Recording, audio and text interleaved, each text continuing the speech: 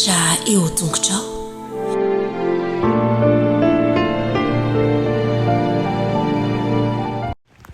Fahameraba-tsika tsirairay avindray tratra ity fotoana manokana zay andraisantsika ny lesona ho an'ny lehibe aty faliana anay trany ihany koa mizarany ten'Andriamanitra manao ny rina dia hitondra fitahiana sy ahatonga antsika hijoro amin'ny fanarahana ny tompo aneny fianarantsika ny ten'Andriamanitra.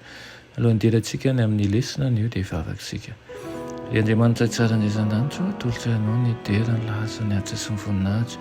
Sotranao zay raha eo fa mbola nomenao izao fotoana izao indray fa ny mandinika ny teninao amin'ny alàna eloka mamonjafo ao aminay toy ny manokana eto ihany koa ireo namanay zay azo ny mpahoriana sy azo ny fahasahiranana feno fa mety aiza ianao tompo anazava ny teninao ampony izy ireo ka tonga ny fo hiala sasatra anana fanantenana ary ny saina ho tony ihany koa tonoina sy angatany aminaran'i Jesosy. Amen. Lohateny lesona antsika androany dia manao ny fanasitranana ilay marary mipararysisa. Mety tsy afa-mihetsika ity lehilahy ity, tsy izy izany fa ilay marary mipararysisa izay voalaza ao amin'ny marika 2:2 mety tsy afa-mihetsika izy dia namany efa dà mihitsy tsy maintsy nitondra azy eo amin'i Jesosy. Rehefa nanongotra ny tafontrano izy ireo mba hampidina ny namany marary ho amin'i Jesosy dia hitan'i Jesosy ny finoana izy ireo. Mety ho hita maso tokoa ve ny finoana tahaka ny fitiavana dia hita amin'ny asa atao izany. Eto dia hita mazava ny fikirizan'ireo namany efa dà reto. Miharihary fa fahasitranana ara-batana ny tadiavan'ity lehilahy ity. Raha vao tonga teo anaty Jesosy anefa izy dia teny manambara famelan-keloka ny tonoon'i Jesosy voalohany. Tsy ny tena indray mbava aza ilay lehilahy mandritra ny tantara manontolo. Ireo mpitondra fivavahana kosa nanao fanamarina tao an-tsainy momba ny teny lazain'i Jesosy.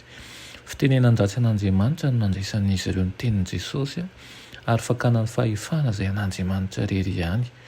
Ny fomba fanehoan-kevitra fampiasan'ny rahabe ihany no namalian'i Jesosy an'ireto mpanohitra azy reto, ilay nanao hoe iza no moramora kokoa, izay miainga moramora kokoa ho amin'ny sarotsarotra kokoa. Zavatra anankiray ny milaza amin'ny olona hoe voavela ny elona ary zavatra iray hafa koa ny hoe mampitsangana sy mampandeha olona iray marary mipararysisa. Satria hain'i Jesosy ny manasitrana ny lehilahy amin'ny herin'Andriamanitra dia vao marina ny fanambarany fa mahavela heloka tokoa izy.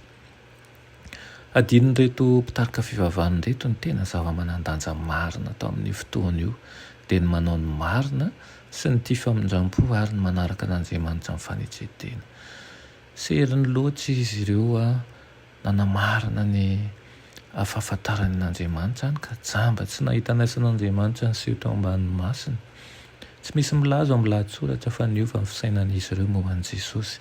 Na dia rehefa avy nanome pirofo mazava azy Jesosy mba hahafantaran'izy ireo fa avy amin'Andriamanitra izy. Tsy vitany hoe nataon'i Jesosy izay nahafantarany fa mahay mamaky ny ao an-tsaina izy fa nisotraniny teo imason'izy ireo koa iray marary mipararysisa tamin'ny fomba izay tsy azony lavina. Tahaka izany ihany koa ny tokony hisotromantsika lesona dia indray isika variana mijery lafiny zavatra hafa fa tsy ilay tian'i Jesosy ho aseho avohitra eo amin'ny fiainantsika.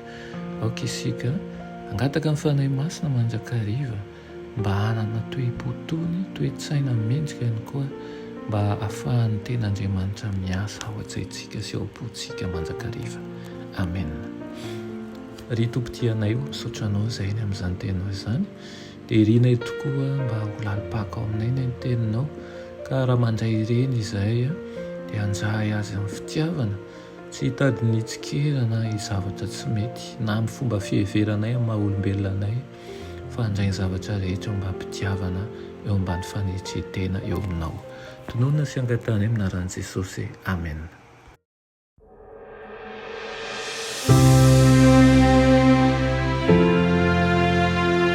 Mianatra eo an-tongotra Jesosy isan'andro.